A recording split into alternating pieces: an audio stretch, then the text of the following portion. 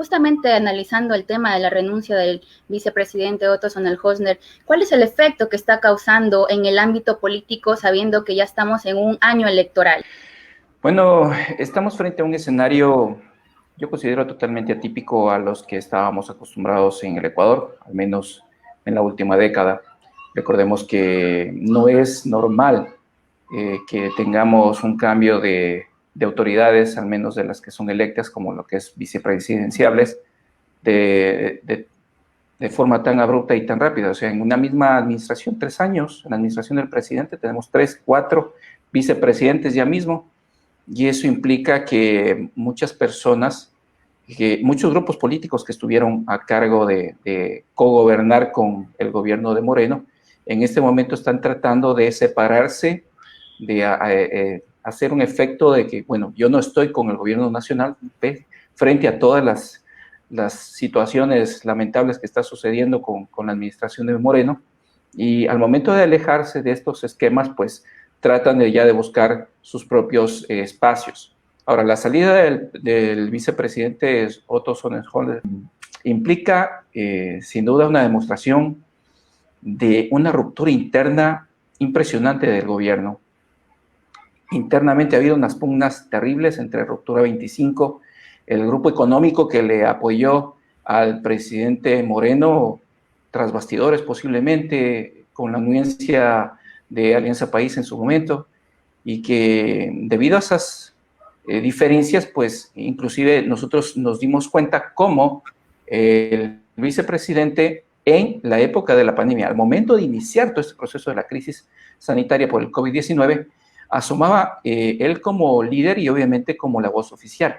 Pero luego de 3 semanas, tomando en cuenta ya la medición de encuestas que se estaban haciendo, se desapareció de los medios de comunicación y empezaron a ver otros actores. Eso implica, obviamente, que hubo una alerta porque ya estaba apareciendo el nombre y la figura del vicepresidente mucho más a lo que estaban planificados por parte del gobierno nacional. Y es justamente también porque hay la renuncia de varias autoridades apegadas o del equipo de confianza del presidente Otto Sonnenholzner. Eso respecto de lo que es la renuncia de él. Y ahí pues nos estamos abocados a ver cómo aquí en el Ecuador, en política, todo es posible. En base a lo que usted justamente argumenta, que el vicepresidente salió del gobierno actual de Lenín Moreno, sin embargo en su discurso él mostraba empatía, se puede decir, a la actual administración, ¿no? Salió con un desgaste total de la actual administración, pero también su figura salió, se puede decir, un poco favorecida por el mismo hecho de que usted decía sale en los medios, una campaña ya, se puede decir, anticipada. A su criterio, ¿cuál sería el futuro político de Otto Sonnenholzner? Bueno, sería el candidato ideal para lo que es la derecha. La derecha todavía no cuaja, estamos hablando de que siempre ha habido esa pugna y ese deseo, en este caso de Lasso, por ser candidato presidencial. Tenemos a Álvaro Noboa, que él definitivamente va a tener una postura bien clara, como siempre lo ha hecho, de tratar de ser candidato presidenciable. Y estamos con el Partido Social Cristiano, estamos hablando de una división que no les hace bien ni a la derecha ni a la izquierda, porque también con el tema de la izquierda y centro izquierda también están viviendo una situación similar. Sin embargo, de ello, pues estamos frente a un escenario que justamente todo es posible. Sonnenholzner sería el outsider para ciertas personas, pero tomemos en cuenta de que las fuerzas políticas que son representativas de la derecha no tienen una unión para que puedan lanzar su candidatura única. Y eso implica que da una posibilidad para que las fuerzas políticas de izquierda o de centro izquierda puedan hacer consensos y puedan lanzar sus candidaturas de que pueden estar más fortalecidas todavía. ¿Se podría dar algún tipo de alianza dentro de la derecha, sabiendo que Jaime Nebot ya no va a participar? Él anunció que no iba a participar en los comicios, ¿no? Bueno, en este momento están midiendo. Recordemos que salieron 4 figuras del Partido Social Cristiano, justamente una de ellas, que es una asambleísta, está haciendo recorridos por el país, un poco tratando de sondear con las autoridades electas. Justamente estuvo aquí hace 2 semanas el asambleísta conversando con autoridades locales para ver cuál es la perspectiva, un poco medir el territorio, tratar de revisar cuál sería su figura frente a un proceso presidencial. Lo que sí hay que ser sinceros, el Partido Social Cristiano se centró toda su atención por estos últimos 20 años en la figura de una sola persona, que es Jaime Nebot. Así que cualquier figura que lancen no va a tener el respaldo, la fuerza necesaria ni los votos para que pueda ir solo e independiente a lo que es unas elecciones presidenciales. Este mismo problema se puede evidenciar también al otro lado, ¿no? Al lado de la izquierda, como usted lo dice, también existen pugnas, se puede decir, o un desgaste también de imagen. Tal vez en ese sentido, ¿cómo lo podría analizar para estas elecciones que se avecinan? Bueno, los candidatos de la izquierda, estamos hablando de que con las protestas de octubre del año anterior, pues se visualizó a un movimiento indígena que estaba con sintonía con la ciudadanía. Recordemos que ellos fueron los que encabezaron toda una propuesta que se generalizó. No fue una propuesta únicamente del movimiento indígena, sino que toda la ciudadanía se volcó frente a esas decisiones torpes que tuvo el gobierno de Moreno frente a lo que es la economía, meterse con los subsidios. Todos sabemos en política que presidente que se mete a eliminar subsidios definitivamente es derrocado, así que la sacó bien barata. En octubre el presidente Moreno lamentando muchísimo la pérdida de vidas humanas y obviamente ya una diferencia de cuál es el comportamiento y la forma en cómo actúa el gobierno nacional frente a las necesidades del pueblo. ¿Qué pasa con la izquierda? Bueno, la izquierda sin duda tiene un representante que esté o no esté en la papeleta, tiene un voto duro, que es Rafael Correa Delgado. Justamente en estos días, hoy mismo, están revisando la situación legal por todos los medios posibles para que a través de ciertas actuaciones institucionalizadas del Estado, tratar de bloquear la presencia en la papeleta del presidente Rafael Correa Delgado. ¿Por qué? Porque ya todos sabemos, las encuestas lo mismo lo ratifican. Estamos hablando de un personaje que, si bien no está aquí y tiene muchos problemas justamente judiciales, pero tiene una votación que tranquilamente puede estar dentro de las primeras fuerzas políticas, si no decir la primera fuerza política que agrupa a varios sectores de izquierda. Ahora, con respecto a la izquierda como tal, tendremos que ver cuál va a ser la forma de presentarse por parte de organizaciones políticas de carácter nacional, sumado también las organizaciones políticas locales, que son minoritarias, pero hacen un contrapeso interesante. Un ejemplo, lo que pasa a Revolución Ciudadana con Manabí. Manabí, desde hace 2 elecciones, es la provincia a la que todos los políticos le tienen miedo. Santo Domingo se vuelve una de las provincias que también arrastra ese temor. ¿Por qué? Porque el electorado se vuelca fundamentalmente a una posición de votación, dadas las circunstancias generalizadas que ha habido días previos, semanas previos. Ejemplo claro, lo que pasó en el terremoto, la política que hubo después de lo que es el terremoto de Pedernales que lo sufrimos, y como ustedes vieron, la votación que hubo a favor de Rafael Correa Delgado. Justamente ahí, Revolución Ciudadana, que es la lista número 5, que hoy, de acuerdo a reportes de noticias, el Consejo Nacional Electoral ya eliminó de la lista de organizaciones políticas acreditadas para presentar candidaturas para 2021, eliminó a la lista número 5, pero tenemos votación, como les dije, dura, y justamente una de ellas es la prefectura de Manabí.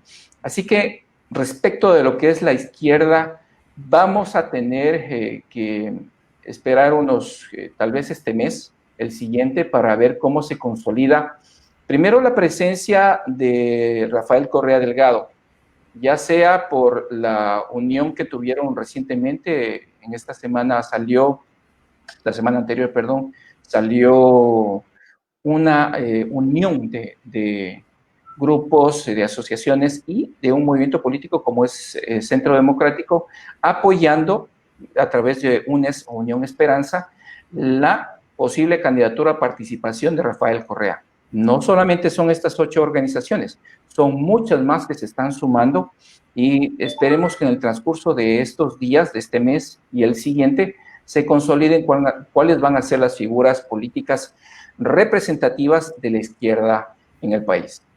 Interesante, estaremos atentos a esas alianzas que están realizando y sobre todo a las figuras que van a representar en estas elecciones. Para volver un poquito al tema del ex vicepresidente Otto Sonnenholzner, ¿cuál sería aquí el procedimiento para la elección de la vicepresidencia de la República una vez que ya el Ejecutivo, ¿no?, ya envió la terna a la Asamblea Nacional? Bueno, de acuerdo a la Constitución, la Asamblea Nacional tiene un mes para conocer y resolver quién va a ser nuestro próximo vicepresidente o vicepresidenta. Recordemos que el gobierno nacional tiene información que lamentablemente no sabemos qué hacer. O sea, que yo sinceramente no le creo al gobierno nacional, porque días anteriores la misma Secretaría de Comunicación, los organismos oficiales de comunicación de los ministerios, incluido el Ministerio de Gobierno, desmentían la posibilidad de que vaya María Romo como candidata a vicepresidenciable, cuando al siguiente día de lo que anunciaron oficialmente, ya desmintiendo que van a estar estas autoridades, salen personas que están cercanas al presidente Moreno, como es María Romo, el actual secretario, que es Juan Sebastián Roldán, y la que está actualmente como presidenta o directora nacional de la Secretaría Nacional de Aduanas. La Asamblea Nacional tiene 30 días. Si no escoge de esa terna que envió el presidente, pues asumirá por Ministerio de la Ley el primero de la lista, que sería María Paula Romo. ¿Podría darse que el nuevo vicepresidente de la República pudiera ser presidente, porque se rumora que después de o que pase esta emergencia del COVID se pueda dar algún tipo de revuelta? Entonces tal vez también se rumora eso. Bueno, recordemos que desde la primera aparición del presidente Moreno ante los medios de comunicación y en las conversaciones que ha tenido con los medios y con la comunidad, siempre ha dicho, yo no quiero estar aquí. Ha desgobernado el Ecuador, pero él siempre ha dicho, yo no quiero estar aquí. Ahora, el comportamiento que tuvo, la forma en cómo enfrentó el gobierno nacional la pandemia, dijo clarito el asunto. Moreno no le interesa nada de lo que significa el Ecuador. Ahora, tiene que preparar su salida. Hay que ser claros en esto. El gobierno nacional está totalmente desprestigiado por todas las acciones legales, por todos los actos de corrupción que les empañan a muchos dirigentes y líderes, autoridades actualmente del gobierno nacional. Así que de mi lectura, que también lo coinciden varios analistas, es que el presidente Moreno lo que está haciendo es preparar su salida. ¿En qué sentido? Por cualquier situación, no va a terminar siquiera este año. Y posiblemente él anuncie su retiro, su salida, y vaya inmediatamente a vivir en el extranjero, por las múltiples situaciones que va a tener que enfrentar, porque las circunstancias del manejo económico, del manejo político, le va a dejar secuelas y obviamente la revancha que va a tener a posteriori. Y la persona más indicada que va a poder y va a tener que hacer todo lo posible, como estamos viendo, sin duda es María Paula Romo. Y se tendría que elegir después otro vicepresidente. Sí, se va a tener que elegir otro vicepresidente, que sin duda también va a estar ahí en el proceso de cubrir las espaldas de todo este desgobierno que hemos tenido durante 3 años y más. ¿Cuál es el legado que deja un vicepresidente que tuvo a cargo el llamado del diálogo ciudadano y que no logró parar, ¿no?, las protestas de octubre? ¿Qué se puede esperar ahora de esta nueva terna? Bueno, lamentablemente Otto Sonnenholzner estuvo más de un año en el que pregonó la unidad, la conciliación, el tratar de juntar las fuerzas políticas, pero no lo logró porque él era un mundo aparte, como en algún momento, parafraseando a un abogado en uno de los casos de sonada corrupción que hay recientemente, porque él pertenece a un grupo económico. Estamos hablando de que él no tiene un linaje político, no representa políticamente a ningún grupo y sin duda está ahí porque la coyuntura económica del apoyo que le dieron a la presidencia y a la candidatura de Moreno hizo que esté ahí en ese puesto. No creo que tenga ningún legado, lamentablemente. A pesar de todos sus esfuerzos, pues vimos al final de los días en que estuvo como vicepresidente, cómo todo lo manejó de manera política. Actualmente él se fue diciendo, agradezco a un gobierno que me trató de lo peor y que ha tratado el Ecuador de lo peor, y deja pendiente y abierta la puerta para él seguir siendo un líder político. Y ahí implica una lectura en el que está tratando de analizar si es que puede ser candidato por alguna organización política de derecha, pero sin duda va a quedar marcado porque él fue parte del gobierno y que no puso freno a lamentablemente un grupo que está atrás, Moreno, que lamentablemente está haciendo mucho daño al Ecuador con estas decisiones y políticas que prefieren pagar la deuda a repotenciar o contratar médicos, por ejemplo, y lo cual es muy triste. El pueblo ecuatoriano está totalmente indignado frente a esas decisiones y sin duda no ha habido ningún legado del último de los vicepresidentes que ha tenido Moreno. Así es, mi estimado Fabián. Me permite, voy a leer unos comentarios de nuestros seguidores aquí en esta transmisión. Miguel Lascano dice, saludos para el doctor Fabián Sotomayor, una gran persona, excelente profesional. Felicidades por el análisis. El problema, dice Jaime Almeida, ¿no? Bueno, aquí vemos que tiene algunos seguidores que apoyan el trabajo que usted ha venido realizando. En base a eso, tal vez tiene miras, tal vez usted algunas elecciones o ser candidato algún cargo en especial. Bueno, un saludo a todos los que nos están viendo por los medios digitales. Un abrazo a todos ellos. Sin duda, estos espacios son muy interesantes porque se ha roto esa hegemonía, ese poder que tenían los medios tradicionales, los medios de comunicación, esos monstruos de medios que hasta cierto punto coartaban la libertad de expresión, y estamos en este momento en vivo y aquí en la tierrita, a todo el mundo dando nuestra opinión desde casa y sintiendo cómo estamos pasando esta realidad aquí muy fuerte en el Ecuador y en Santo Domingo de los Áchilas. A ver, yo gracias a Dios tuve la oportunidad de servir para el Estado durante casi 12 años. Fue una experiencia muy linda, de las cuales veo que hay muchas personas que me ubican por esa trayectoria pública que tuve. Desde hace 2 años ya estoy en el libre ejercicio profesional, soy abogado de profesión.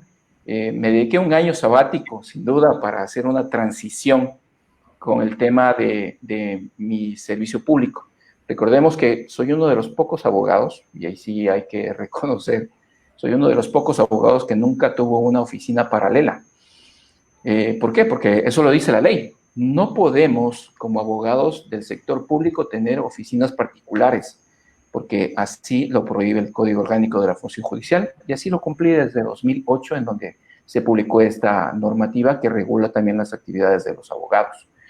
Y fue así que este año lo traté de llevar con un año sabático de asistencia social, apoyando a muchos sectores públicos, a muchos sectores sociales, con la relación con el Estado, a muchos amigos de grupos de atención prioritaria que se les dio una mano, y ahí fue justamente en el que,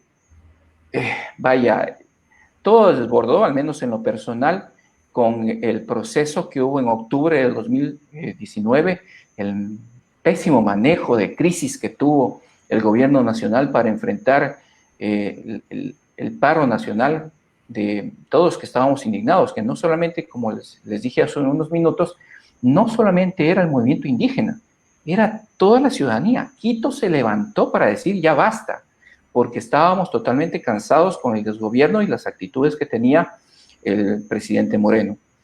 Eso sumado a la pandemia, que lamentablemente estamos llorando a nuestros amigos, a nuestros hermanos, a nuestros familiares, que ahora no pueden tener asistencia médica, y los que han caído en la pandemia, principalmente los de la costa, hablemos de los ríos, Guayas, Guayaquil principalmente, y ahora Santo Domingo, que estamos en una situación muy, muy grave frente a todas estas malas decisiones de desgobierno.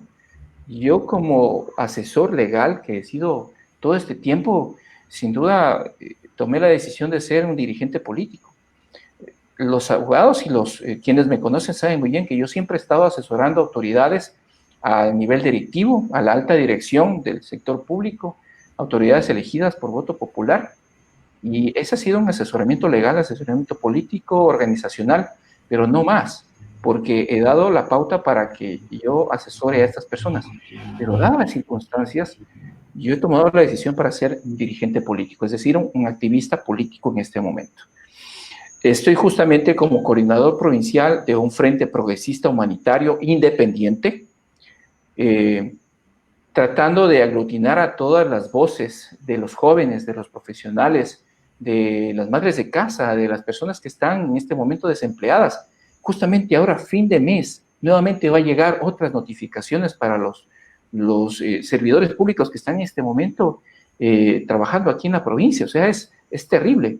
Entonces, mi idea es aglutinar a todas estas personas a través de este movimiento Fuerza Ciudadana y levantar primero nuestra voz de protesta. Decirles a todas las autoridades electas que aquí está Santo Domingo con sus ciudadanos, desde el ciudadano de a pie hasta las personas que posiblemente sean dirigentes, líderes o lideresas, para decir cuál es nuestro sentir, cuáles son nuestras necesidades, porque han pasado lamentablemente autoridades y por defender su puesto no se han puesto la camiseta de Santo Domingo de los Áchilas. Y lamentablemente hemos visto cómo ha pasado el presupuesto del Estado sin que haya llegado una asignación a Santo Domingo como se debe. Nosotros somos una provincia de influencia regional y por eso necesitamos un mayor crecimiento presupuestario y una muy buena ejecución presupuestaria, mirar muy bien la calidad de gasto.